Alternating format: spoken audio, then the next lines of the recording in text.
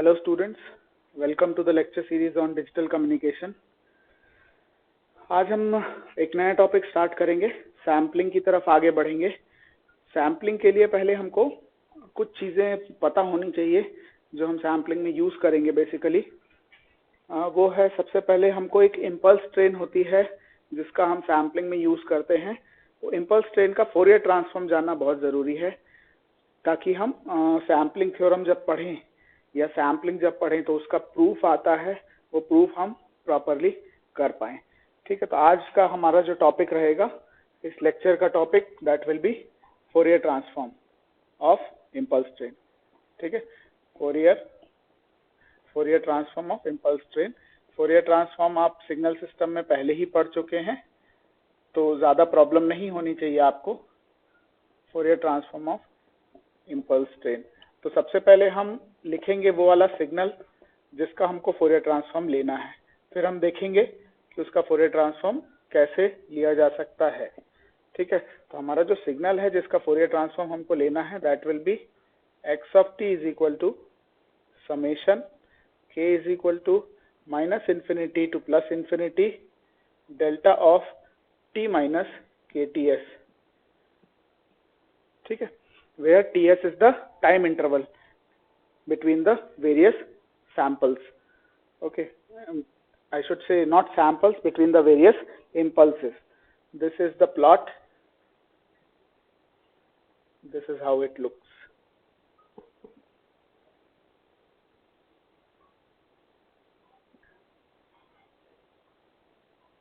This is minus 2Ts, this is minus Ts, 0, Ts and 2Ts. It will be ranging from minus infinite to plus infinite। ठीक है, minus infinite से plus infinite तक पूरा एक जैसा दिखेगा। This is the plot, ये plot है आपका और ये मैथमेटिकल रिप्रेजेंटेशन है। ठीक है, इसका हमको बेसिकली फोरियर ट्रांसफॉर्म लेना है। तो सबसे पहली चीज हम बात करते हैं, फोरियर ट्रांसफॉर्म क्या हम हर सिग्नल का ले सकते हैं? तो आंसर है नहीं, हम नहीं ले सकते हैं। फोरियर ट्रांसफॉर्म हम किस फंक्शन का या सिग्नल का ले सकते हैं, ये डिपेंड करता है हमारी कुछ कंडीशंस पर जो आपने पढ़ी होंगी। मैं फिर से रिवाइज कर देता हूं जो तीन इंपॉर्टेंट कंडीशंस हैं जिनका यूज हम करेंगे। पहली प्रॉपर्टी है, हमारे जो मैक्सिमा मिनिमा है वो फाइनाइट नंबर में होना चाहिए। There should be finite number of maxima minima in our signal for a particular duration. ठीक है, then comes there should be finite number of finite discontinuities in our signal. तो यहाँ पर आप देखेंगे the number of discontinuities are infinite.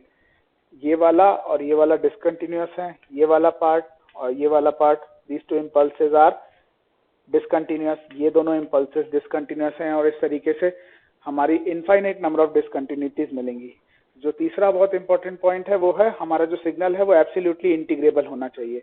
Absolutely integrable का meaning ये है कि जब हम उसका इंटीग्रेशन करें, integration of any signal that we are considering, mod of that signal from minus infinity to infinity, this should be less than infinity, that is it should have some finite value। अगर ऐसा हो रहा है तो हमारा जो signal है वो कैसा होगा?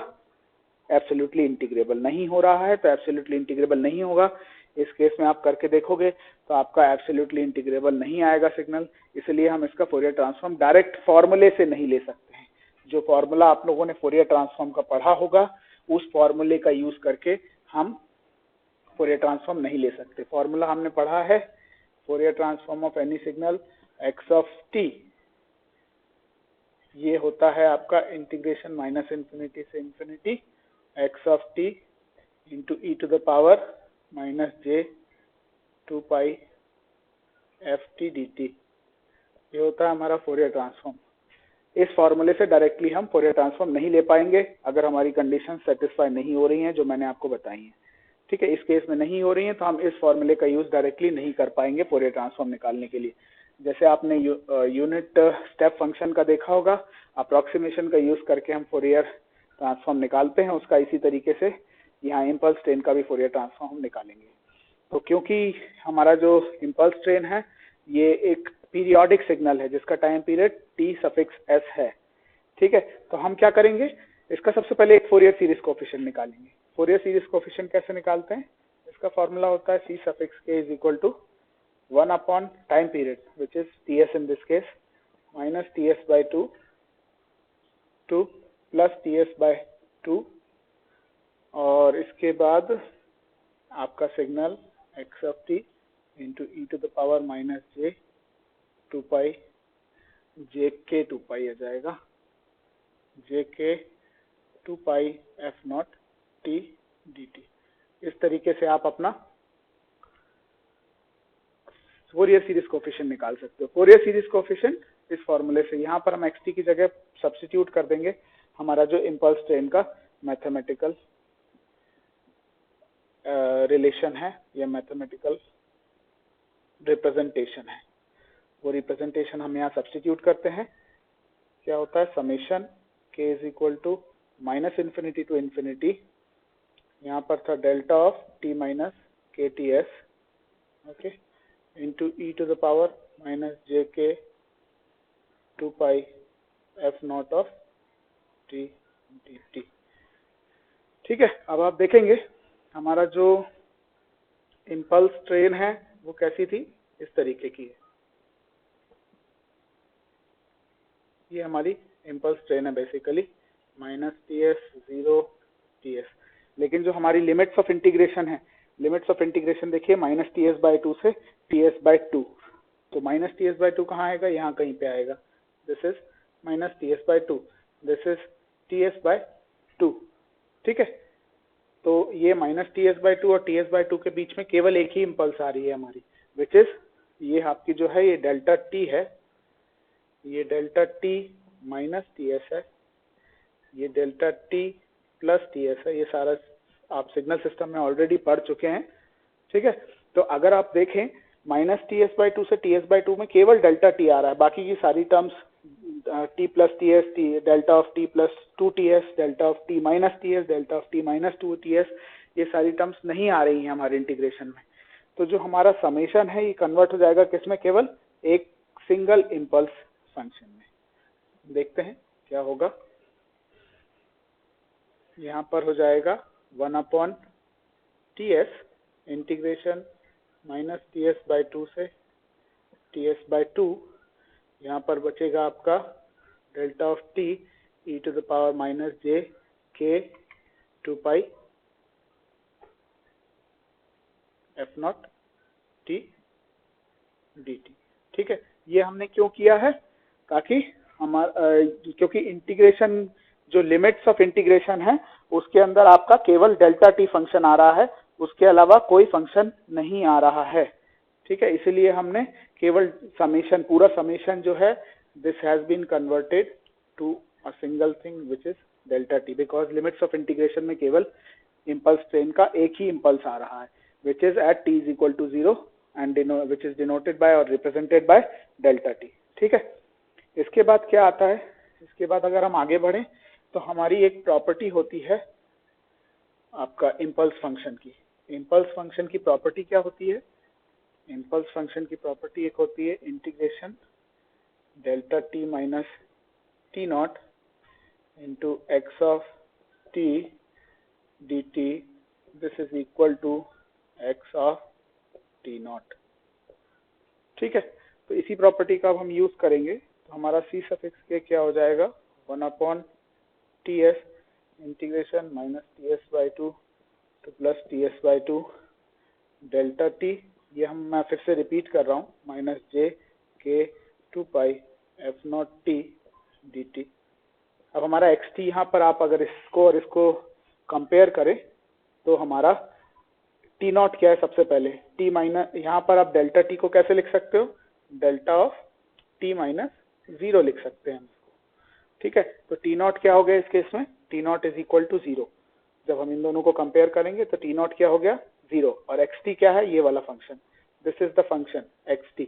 तो इसमें हमको बेसिकली टी नॉट पुट कर देना है टी की जगह, विच इज इक्वल टू 0। तो यहाँ पर अगर ई to the power minus j k 2 pi f naught T में आप टी की जगह अगर 0 पुट करते हैं तो आपका फाइनल आंसर क्या आएगा, e to the power 0 which is 1।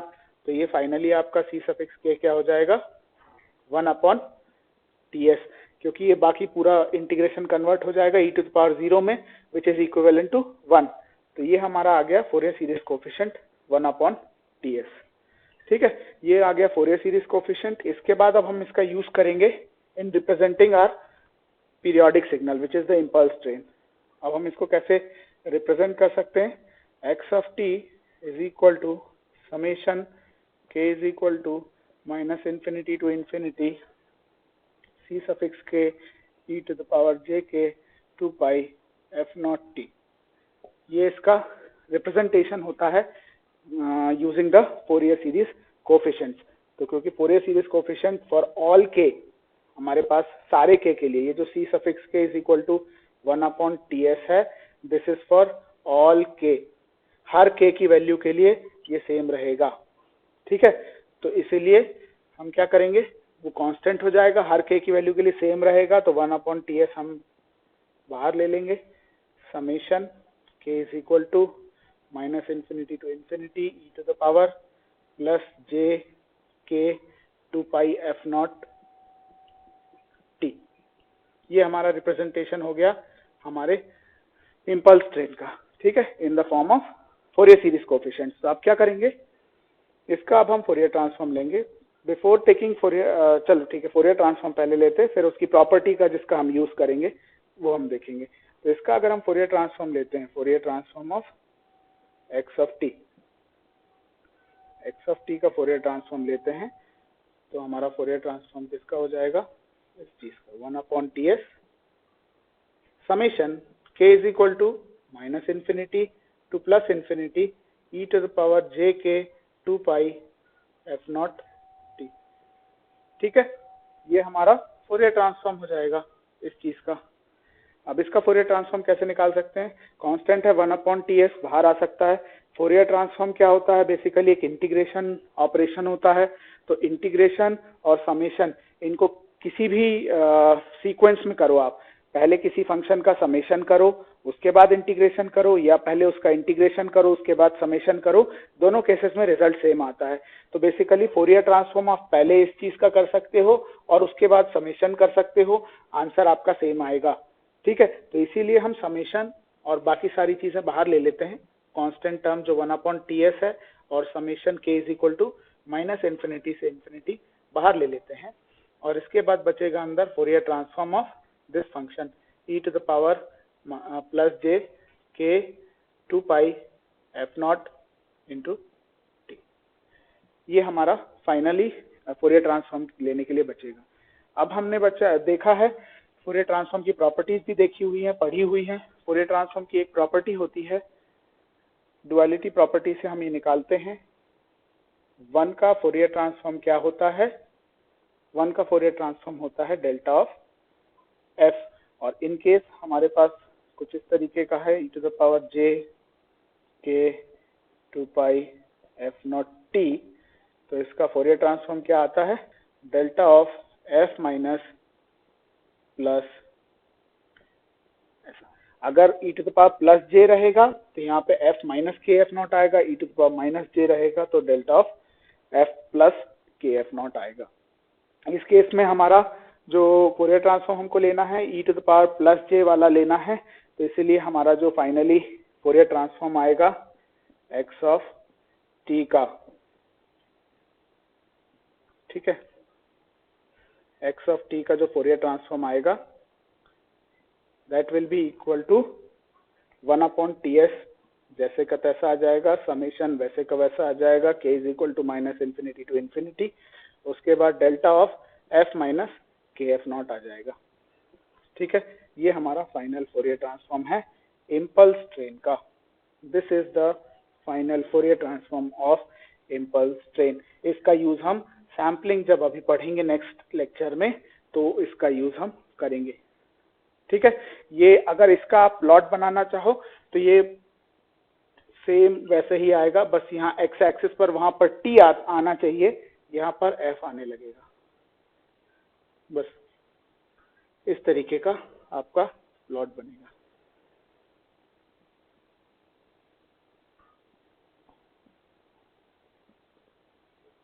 यहाँ पर एफ नॉट आएगा, minus F not plus F not 2f not 3f not ठीक है, यहाँ 0, यहाँ -2f0, इस तरीके का एक प्लॉट बनेगा। ठीक है, इस तरीके का एक प्लॉट बनेगा। ये हमारा इम्पल्स ट्रेन का किस में, फ्रीक्वेंसी डोमेन में, फ्रीक्वेंसी डोमेन में इम्पल्स ट्रेन कुछ इस तरीके से दिखाई देगी आपको। ठीक है, तो ये पार्ट हमारा क्लियर होना चाहिए, क्योंकि इसका यूज हम करेंगे किसमें, सैम्पलिंग थ्योरम को प्रूव करने में या सैम्पलिंग थ्योरम को समझने में, सैम्पलिंग को समझने में। अगर ये पार्ट क्लियर नहीं होता है आपका, तो आपको सैम्पलिंग समझने में भी बहुत प्रॉब्लम जाएगी। ठीक है, तो आज के लेक्चर के लिए अभी इतना ही। अगर आपके कोई डाउट्स हैं तो आप उसको गूगल क्लासरूम में भी पोस्ट कर सकते हैं, और जो कमेंट बॉक्स है यूट्यूब पर जहां मैं ये वीडियो अपलोड करूंगा, वहां पर भी आप कमेंट करके डाउट्स अपनी पूछ सकते हैं। Thank you very much for this lecture. Thank you.